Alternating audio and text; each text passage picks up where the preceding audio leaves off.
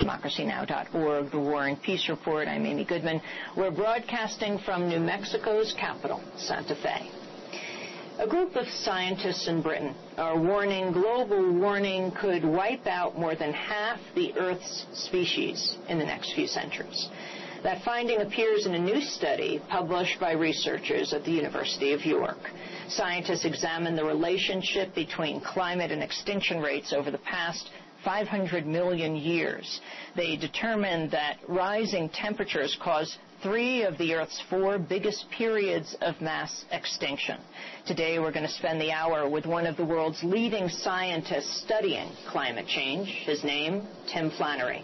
He's an Australian mammologist and paleontologist. As a field zoologist, he's discovered and named more than 60 species.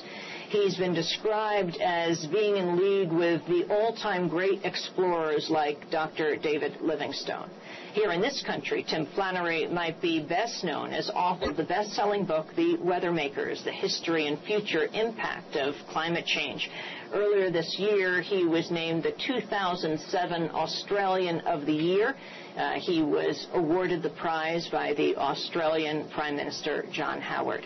He joins us today in Santa Fe, New Mexico, for the hour. Welcome to Democracy Now! Thanks very much, Amy. It's great to have you with us, Tim Flannery. Well, we are talking today in dire times. The fires are raging in Southern California. A major drought has struck the southeast from Tennessee through the Carolinas, Georgia. Atlanta could run out of water. And then we've seen this drenching downpour in New Orleans. They had to close City Hall, close the schools. Is there a connection between the fire, the water, and the drought?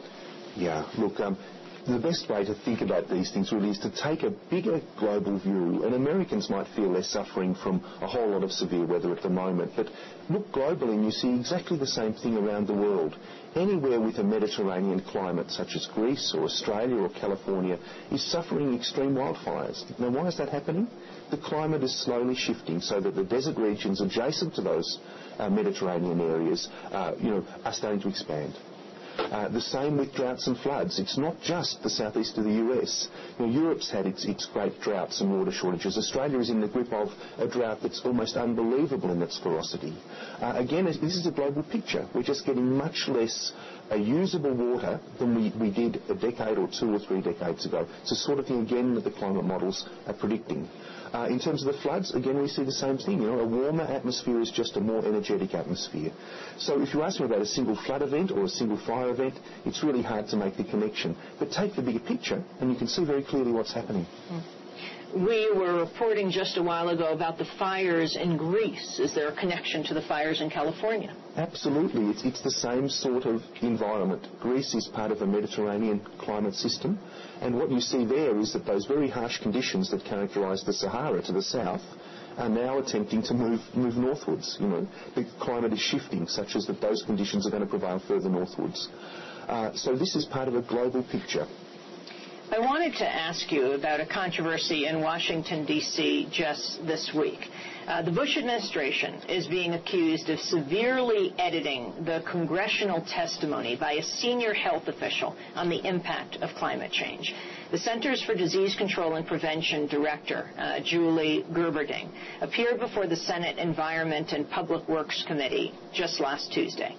The Associated Press reports 2 sources familiar with both her initial draft and the White House's revisions say the administration imposed major changes. Gerberding's final testimony is said to have omitted lengthy passages she had initially included on the health risks of global warming.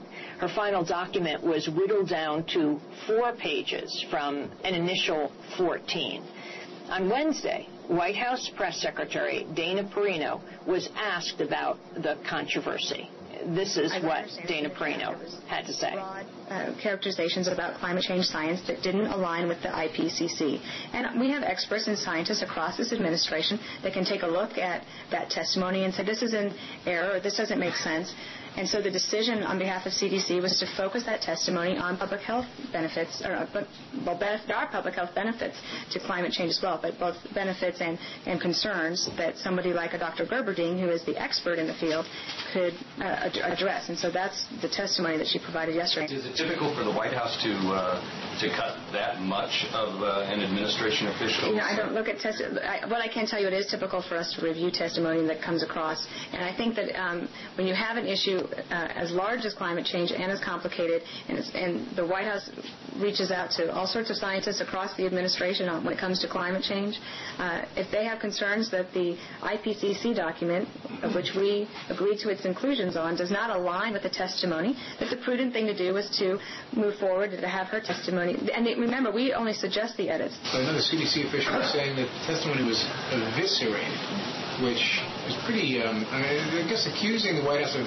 playing very heavy. I understand what they're accusing us of, but I just reject it, and I will tell you that, again, we believe climate change is real. We believe that humans are largely responsible. We are working on a way to solve the problem. And in the meantime, we're working with experts like Julie Gerberding to figure out what are going to be the health benefits and the health concerns of climate change, of which there are many. And she testified fully on it yesterday. That was White House Press Secretary Dana Perino on Tuesday. Tim Flannery, your response.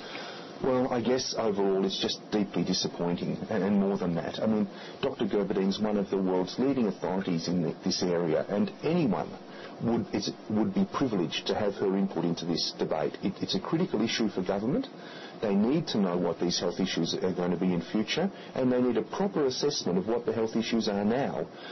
From what I understood of Perino's comments on it, the White House has decided to sort of edit out anything that's bad and keep in the good news, and that's just not acceptable. I mean, the public of America need to know these things. Isn't there a new study on the health effects of global warming? There is indeed, and the Intergovernmental Panel on Climate Change, which is headed by an Australian who I work with and know very well. The IPCC that just won with Al Gore the Nobel Peace Prize. Absolutely, and what a great moment that was really for the scientific community.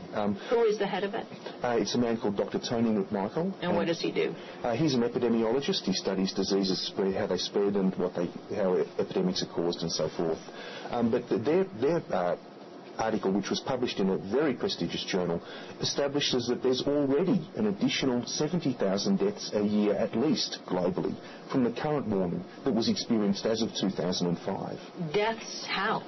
This is all sorts of impacts, some from floods, some from additional malaria and so forth, waterborne diseases, a whole series of impacts already on people. And of course a lot of these deaths now are happening in the developing world, where people are just less capable of dealing with this sort of the assault really that this shifting climate is bringing.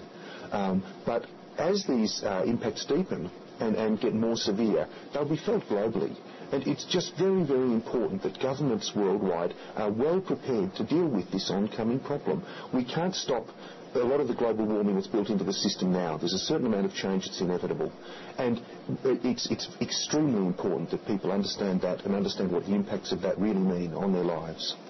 We're talking to Tim Flannery. When we come back from break, I want to ask you about the IPCC. I mean, people in the United States certainly know Al Gore's name, but this other group that won the Nobel Peace Prize is less well known. We're talking to a man who many have described as one of the leading explorers in the world today, leading climate change scientist, has discovered more than 60 species, and we'll talk about that as well. And we'll talk about positive solutions that people are involved with around the world. Is global climate warming going to doom us, or is there a chance to pull out of it, to counter it, to change the course that we are headed on? This is Democracy Now!, democracynow.org, the War and Peace Report. We'll be back in a minute.